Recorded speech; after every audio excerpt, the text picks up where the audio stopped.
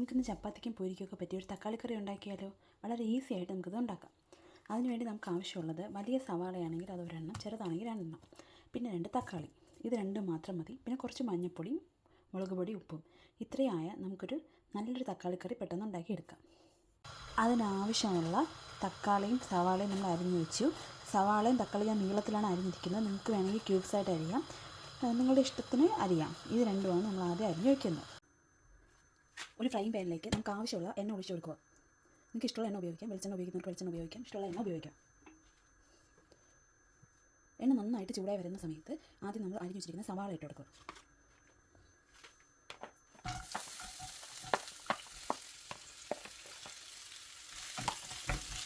സവാള നന്നായിട്ട് ഒന്ന് വഴറ്റണം. നല്ല ബ്രൗൺ കളറൊന്നും ആകുമ്പോൾ ഒന്ന് വാടി പറഞ്ഞാൽ ആ ഒരു മതി. കുറച്ച് ഉപ്പ് കൂടി ഇട്ട് കൊടുക്കാം.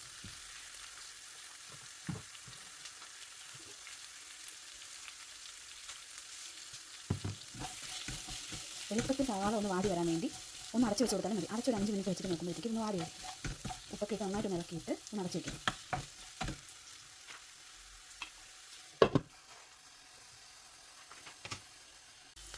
ചെറുതായിട്ടൊന്ന് വാടി തുടങ്ങിയിട്ടുണ്ട്.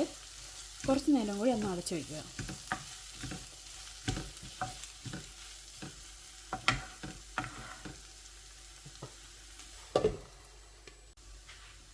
ഏകദേശം സവാള നന്നായിട്ടൊന്ന് വഴണ്ട് കിട്ടിയിട്ടുണ്ട്. നമുക്കിനി ഇതിലോട്ട് തക്കാളി ഇടാം.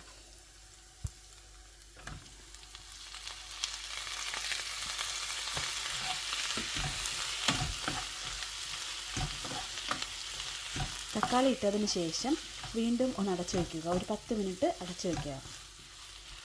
തക്കാളി ഒന്ന് നന്നായിട്ട് വെന്ത് വരാൻ വേണ്ടിയാണത്.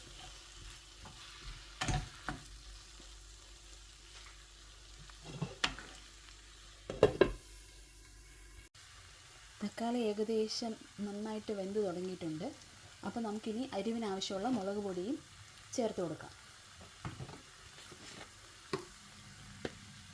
ഓരോരുത്തർക്കും അവരവരുടെ എരിവിനാവശ്യമുള്ള മുളക് പൊടി ചേർത്ത് കൊടുത്താൽ മതി.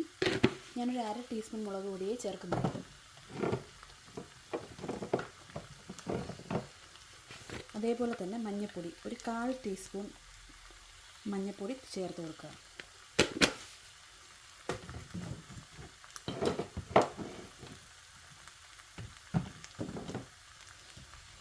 എന്നിട്ട് നന്നായിട്ട് ഇളക്കി കൊടുക്കുക.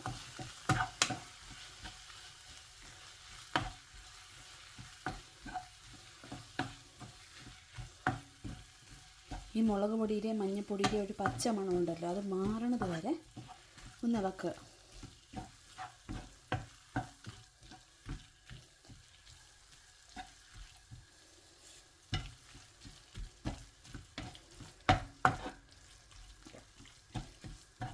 ഇനി ഇതിലോട്ടൊരു 3/4 കപ്പ് ചൂടുവെള്ളം ഒഴിച്ചു കൊടുക്കുക.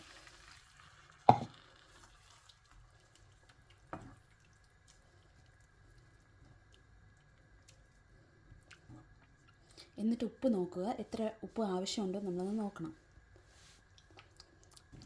കുറച്ചും കൂടി ഉപ്പ് ആവശ്യമുണ്ട്.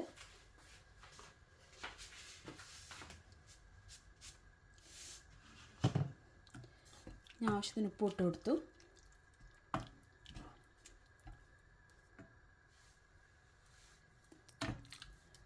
ഇനി ഇതൊന്ന് അടച്ചു വയ്ക്കുക. ഒരു 10 മിനിറ്റ് അടച്ചു വയ്ക്കുക.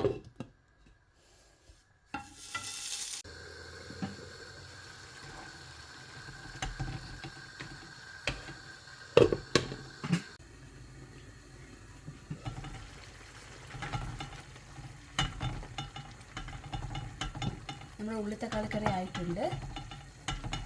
കുറച്ചും കൂടി വറ്റണമെന്നുള്ളവർക്ക് ഇത് വറ്റിച്ചെടുക്കാം. അല്ലാത്തവർക്ക് ഇങ്ങനെ തന്നെ കഴിക്കാം. നമ്മുടെ ചപ്പാത്തിക്കും പൂരിക്കും എല്ലാം കഴിക്കാൻ പറ്റിയ കറിയാണിത്.